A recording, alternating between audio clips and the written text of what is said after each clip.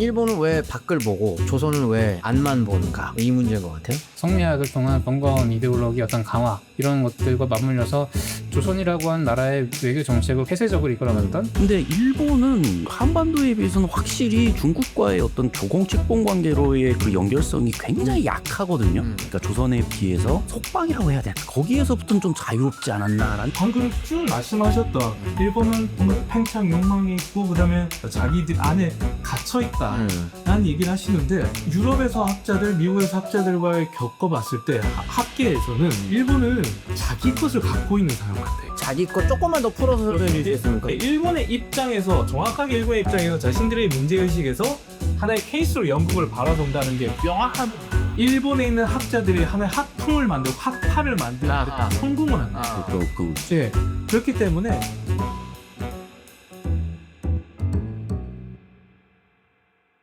지금은 피디님의 문문대로 하는 게 낫지 않습니까?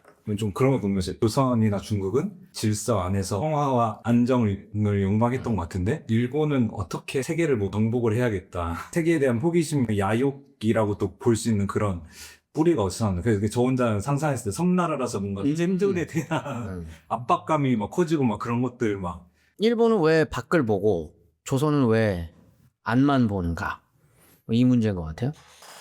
조선에 대해서는 성리학 얘기를 했는데, 예를 들면 고려 시대에도 유학을 성장하잖아요. 네. 조선 시대에도 뭐 유학인데 왜 그렇게 대외 정책에선 큰 차이가 나지? 라고 할 수 있는데, 사실 이게 고려에서 조선으로 넘어가면서 우리가 이제 속칭 뭐 신진사대부라고 하는 뭐 조선의 개창 세력들이 성리학을 이제 심화시켜 나가고 과정에서 결국 그것이 대외 질서, 사회 질서, 그리고 자기들의 어떤 신문과 자기들의 어떤 뭐 어떤 봉건적인 지위 이런 것까지 규정하는 쪽으로 이제 넘어간 하나의 과정이 있었죠. 근데 중요한 사건들 중에 하나가 고려가 말의 원간섭기를 거치게 되거든요. 그래서 이전에는 겪어보지 않았던 조공채범 관계에서 머물렀던 중국과의 관계가 사실상 그거보다 상당히 강화된 형태로 원나라의 복속하에 들어가게 된단 말이에요. 그러면서 고려는 어쩔 수 없이 왕실조차도 몽골 황실의 사위로서 그 지위를 유지하면서 자기 내부의 질서를 또 한편으로 왕의 권위를 세워야 되는 어떤 상황으로 가게 됐고, 그것이 조선시대에 들어가면서도 물론 몽골은 이제 물러나고 망했지만 명나라라고 하는 새로운 중화의 어떤 주인과 더불어서 이 성리학의 어떤 심화와 더불어서 이거를 조선이라고 하는 국가와 자기 지배층의 지위를 자리매김할 수 있는 중요한 수단으로 했던 게 아닌가 싶습니다. 그래서 중국이라고 하는, 중화라고 하는 거대한 실체가 제일 세계 으뜸으로 있고, 조선은 거기에 3번 이상 조공하고 중국과의 그 관계에서 가장 버금가는 하나의 어떤 조공국으로서의 어떤 지위에 있으면서 중국과의 관계를 통해서, 중화와의 관계를 통해서 조선의 속 지위와 이 지배층의 어떤 피지배층에 대한 어떤 지위를 확립시켜 나가는 형태로 성리학의 심화와 함께 같이 갔던 게 조선 후기까지 이어지는, 그때 임진왜란 거치면서 명에 대한 뭐 제조지은론, 뭐 대명일론 이런 것들이 이어지면서 더 심화되는, 더 중화라고 하는 것을 관념화하고 더 중요하게 이데올로기 하나 어떤 중요한 계기가 되지 않았나 하는 생각도 하게 되거든요. 그게 아까 말했던 성리학의 어떤 내재화, 성리학을 통한 번거로운 이데올로기 어떤 강화, 이런 것들과 맞물려서 조선이라고 하는 나라의 외교 정책을 후기에 좀 상당히 좀 어떻게 보면 폐쇄적으로 이끌어갔던, 동아시아라고 하는 기존의 중화라고 하는 체제 속에서 머물러 있게 만들었던 하나의 또 어떤 큰 흐름 속에서의 어떤 계기라고 보기도 볼 수도 있겠죠. 밖에 진짜 센 큰형님 하나가 있으면 내부는 안정돼, 약간 이런 느낌이네요, 간단하게 정리하면. 그쵸. 근데 다만 이제 전통적인 유교 관념에서 본다면은 그 주인은 기존의 한족 중화가 될 것이고, 한족 중심으로 하는 그것이 되는 것이고. 근데 그게 우리가 지금 사실 저 PD님의 저 무식한 질문에도 저게 깔려 있는 거거든요. 이게 싫어. 왜 우리는 항상 저렇게 살았지? 조선은? 이라고 하는 게 좀 깔려 있는 건데, 저는 이게 개인적으로는 그것만큼 안정적인 통치 시스템이 있을까 싶기도 해요. 맞죠. 사실 지금의 어떤 그 국제 관계나 이런 것들 보면 FTA, 자유무역이라고 말은 하지만 그게 평등하다고 저는 생각하지 않거든요. 분명히 힘의 우위가 있음에도 그것을 평등 혹은 자유무역이라는 이름으로 감춘다고 한다면 이때 서로 얼마나 솔직합니까? 제가 확실하게 우리가 죽고 들어가고 대신에 안정은 확실하게 보장해줘 라고 한다면 우리가 지금과 같은 어떤 다이나믹한 변화의 어떤 그런 자본주의 이후로 그런 세상이 아니라면 이 세상을 유지시켜 주는데 이것만큼 안정적인 시스템이 있나 라고 하면 찾기 힘들 것 같거든요.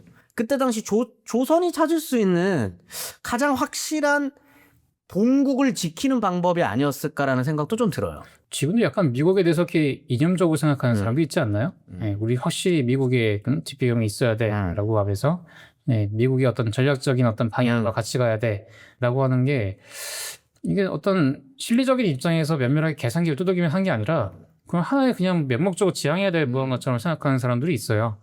좀 그 이상한 관성 같은 거로 생각해요. 네, 조선시대 이래. 근데 그게 지금 이제 중국에서 미국을 갈아탄 거죠, 사실상. 그때 이후에. 예, 그런 모습마저도 좀 보이는 게 아닌가?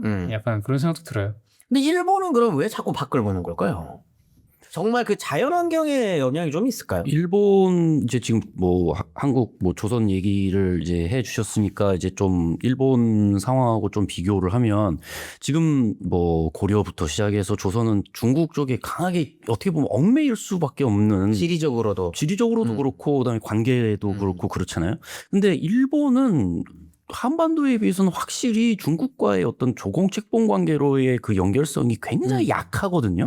뭐 예전에는 뭐 사실 뭐 견당사, 뭐 당나라 이제 뭐 그 문물 배우겠다고 사신을 보낸 일본 그런 경우 있었지만 그거는 조공책봉 관계에서의 그게 아니었거든요. 오히려 그때는 새로운 문물 배우겠다고 사신을 자기들이 적극적으로 보낸 거였고 그다음에 원나라 그 쳐들어왔을 때 막았기 때문에 그때 뭐 굳이 직접 조공책봉 관계를 맺을 일도 없고 그다음에 명나라하고 이제 초기에 조공책봉 관계를 이제 맺기는 했지만 그때도 무슨 뭐 중화 뭐 여기에 초점이 뒀다기보다는 오히려 교역에 더 초점이 가 있었던 상황이 있었기 때문에 그래서 중국 남부에 가서 주로 이제 상인들 왜냐하면 명나라가 조공 말고는 무역 안 돼 이래버리니까 그러면 이제 무역하려면 할 수 없이 조공을 했어야 되니 그래서 이제 관계를 맺은 측면이 강했고 청나라하고도 일본은 뭐 조공책봉 이런 관계가 연결되지 않기 때문에 그래서 오히려 좀 그런 면에서는 그러니까 조선에 비해서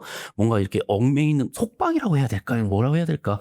거기에서부터는 좀 자유롭지 않았나라는 생각을 좀 해보게 돼요. 그거에 애초에 고대부터 그랬어요. 고대부터 이미 이제 남송하고의 그 관계 이후에는 교류 관계 이후에는 그게 이제 대략 한 5세기거든요. 5세기 후반 이후에는 한동안 중국에 가지도 않아요. 자기들이 필요 없다고 생각하면 가지도 않다가 그러면서 안쪽으로는 자기들 천황의 지위를 절대시하죠. 이제 자기들은 거의 황제처럼 생각하는 거예요. 천황이라고 해서 중국과 대등한 용어를 쓰거든요. 그러다가 나중에 얘네들이 어쩔 수 없이 사신을 한번 보낸 게 수나라 통일했을 때, 그 수양자가 있을 때 한번 갑니다.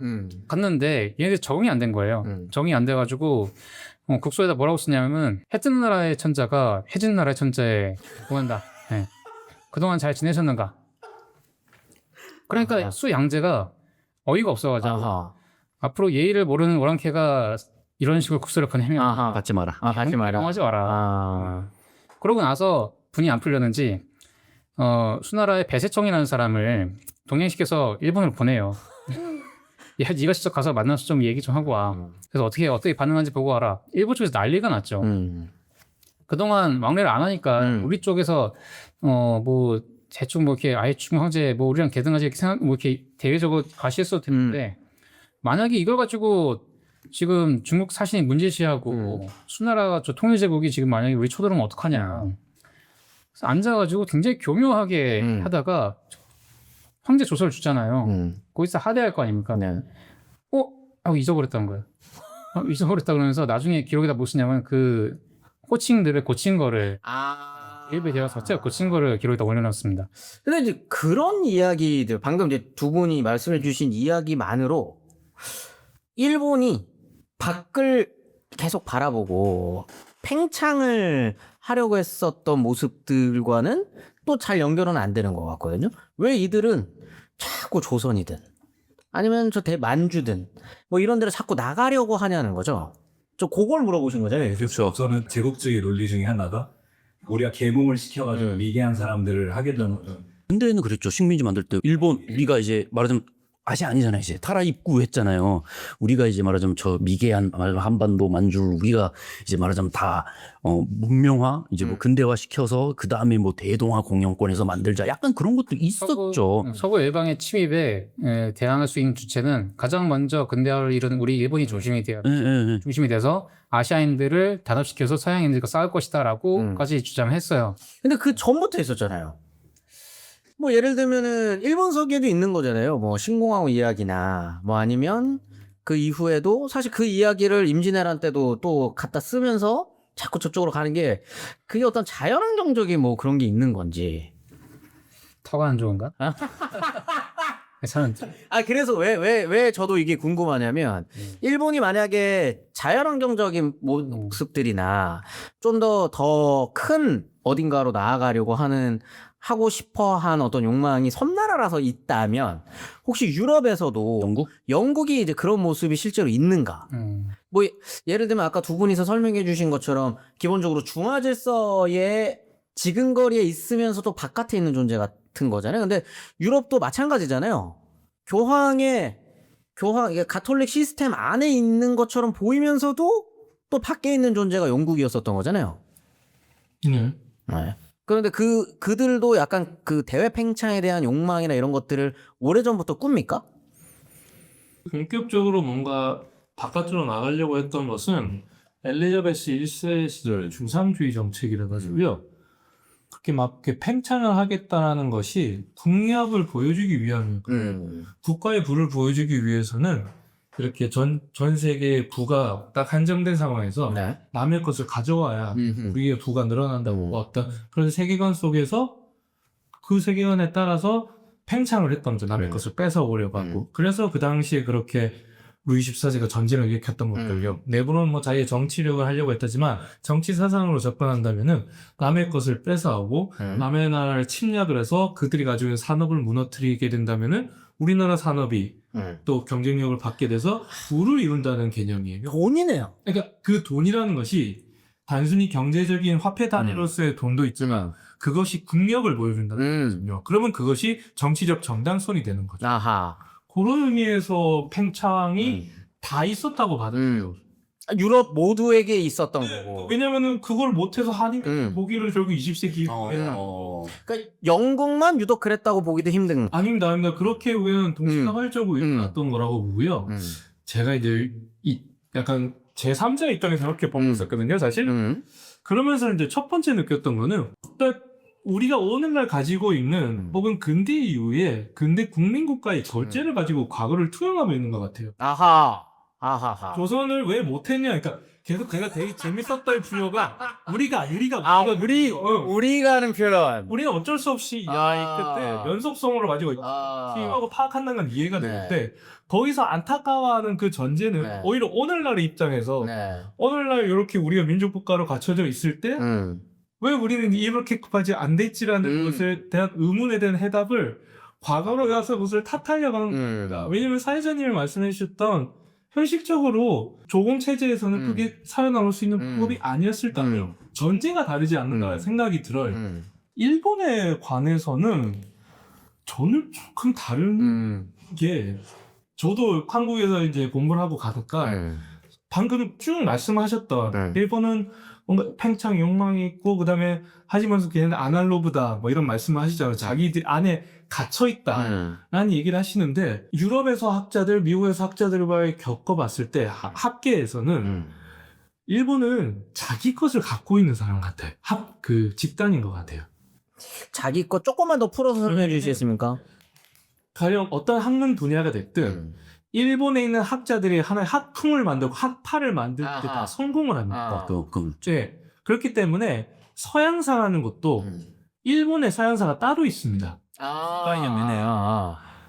지금 그러니까 일본에서도 이제 학생들이 유학하러 옵니다만 한 10년 15년 전에는 일본 유학생을 볼 수가 없었다고 합니다. 왜냐면은 영국사를 한다, 미국사를 한다, 뭐 유럽사를 한다고 할 때 일본 내에서 소화가 가능하고 자신들의 독특한 관점을 가지고 독특한 화풍을 만들어냈기 때문이죠. 아하. 제가 이제 한국, 영국, 일본, 영국사 연구작은 3년에 한 번씩 돌아가면서 그때 뭐 학술대회를 열는데요. 거기 가서 느끼는 것은 일본 학자들은 자신들의 그 어떤 그룹을 만들어서 와요. 그리고 자신들의 세션 속에서 본다면은 그 영국 학자들도 우리 이게 이렇게 할 수가 있구나. 혹은 더 깊게 일본의 입장에서 정확하게 일본의 입장에서 자신들의 문제의식에서 하나의 케이스로 영국을 바라본다는 게 명확하거든요. 그러니까 자기 것을 만들어낸다는 느낌이 있어요. 그리고 제 전공에서도 보면은, 그러니까 제가 가세논을 쓰면서 이게 이러면 안 된다. 이거 내가 좀 싫은데라도 하면 어쩔 수 없이 인정하게 된 것은 그 모든 국제금융은행 통화체제에 관한 논의를 볼 때 일본의 목소리는 항상 있습니다. 유연한 사우스로 되어 있어요. 그러니까 전쟁을 일으켰고 말씀하신 대로 뭐 20세기 초로 가면 러시아를 무찌르고 동아시아의 맹주가 됐고 지역의 헤게몬이 됐어요. 러시아를 무찔렀다는 표현은 굉장히 일본 중심적. 이겼고 그냥. 무찔렀고 이거 논란이 될 수 있습니다. 러시아를 무찔러 대일 전쟁에서 승리하고 지역의 헤게몬이 되고 어쩌이 본다면은 당대 최강국인 미국과 맞짱을 떴다는 거죠. 그리고 그것을 스스로 해냈던 역량을 가지고 있던 사람들이 전쟁 이후에 한국 전쟁의 덕, 다양한 맹전의 덕을 보았죠. 하지만 결론적으로는 재건에 성공을 해가지고 1960년대에 자신의 어떤 하나의 영역을 인정받는 국가로 다시 자리만.